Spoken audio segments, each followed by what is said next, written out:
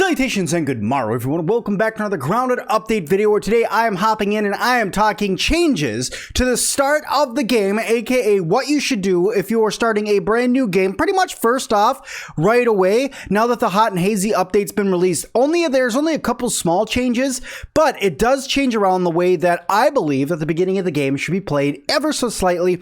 So I thought, hey, let's hop in and let's start a brand new video and help you guys out a little bit. So the first thing that I want to talk to you guys about is that this is all going to happen after you've activated the mystery machine, you blew up the oak base, you went in there and you got all your stuff that you could get from in there, the raw science and all of that. Perfect. Now you're back out here and you're like, okay, now what do I do? That's what we're picking up. So first of all, you'll start with an axe because you need an axe in order to get this. You'll have some mite fuzz and some other stuff from going over in the mite cave over there.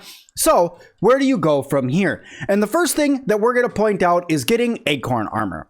Getting Acorn Armor is super essential when it comes to starting a brand new game because Acorn Armor is super easy to get and it's going to give you a bunch of really good bonuses. So the first really good bonus that the Acorn Armor is going to give you, I am in Creative with Bugs just to kind of make this a little bit easier for me to explain, but the first bonus it's going to give you is that it's going to give you plus to max health. So you're going to be able to take more hits before you die. Each piece is going to give you a plus to max health.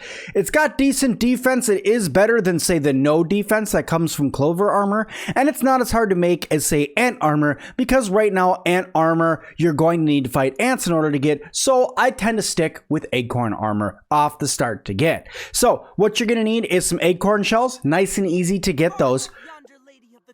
All you're going to need to do is go and get yourself a wonderful little pebblet hammer.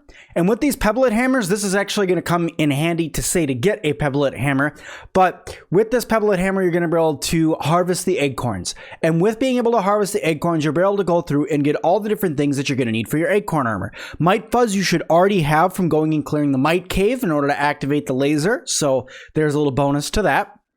So you'll be able to make this armor pretty quick right away in the beginning of the game to get your guy a full set of Acorn Armor.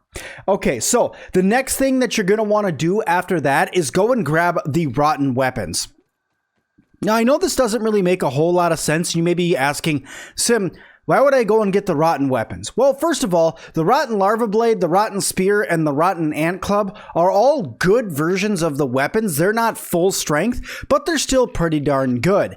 If I could make a suggestion, I would stick with the ant club and the rotten stinger spear. Both of those will really help, and you can go and get a rotten stinger spear even without the gill tube that you would need in order to go into the water, but you can swim down and grab that. So that's a fantastic way to start, is by grabbing both of those.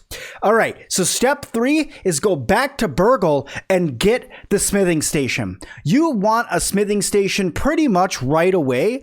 This smithing station that you can unlock is kind of a game changer for your character. So as soon as you have a smithing station down, you can start to upgrade things. And this is why those rotten gear come so much in handy.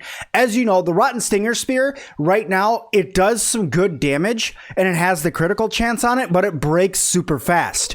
Once you start upgrading it, so you upgrade the durability of it from 10% all the way up to even 50% with just quartzite, without needing an oven or anything like that, 50% more durability and 50% more damage is going to make you a very formidable opponent out here in the backyard fighting other things that are around.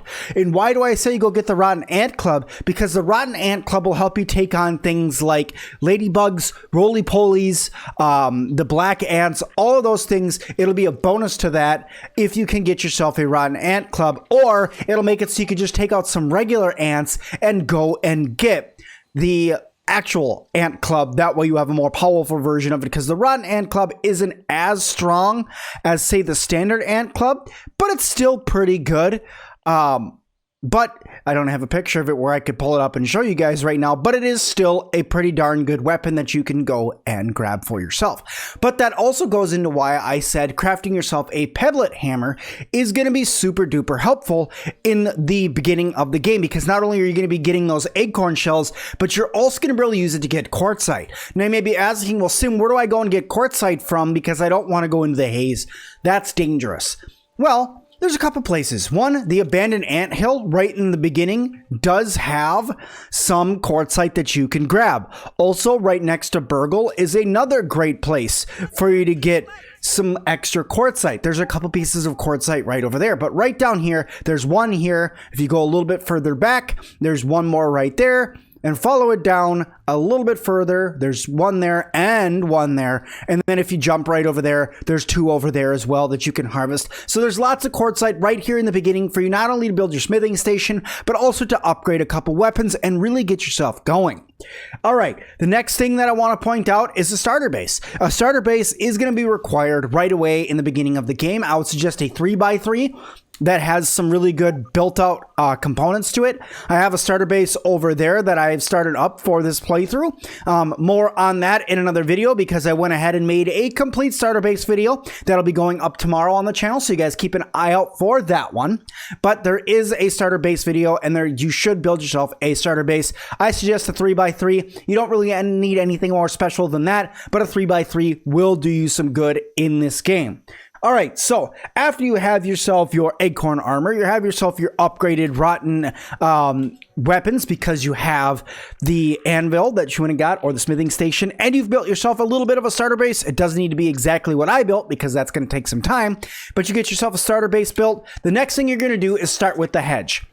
Now, there's two reasons why I think that you should start with the hedge. One, climbing up into the hedge is going to allow you to get some different items from each of the web sacks that are up there, from bombardier parts, the stink bug parts, the ladybug parts, that are going to help you be able to get your tier 2 axe and hammer to make it so you can start going further in and starting to get even better gear, because a tier 2 axe upgraded will do a lot of damage to some of the bugs that are in this backyard, as well as being able to stun more with the tier 2 hammer.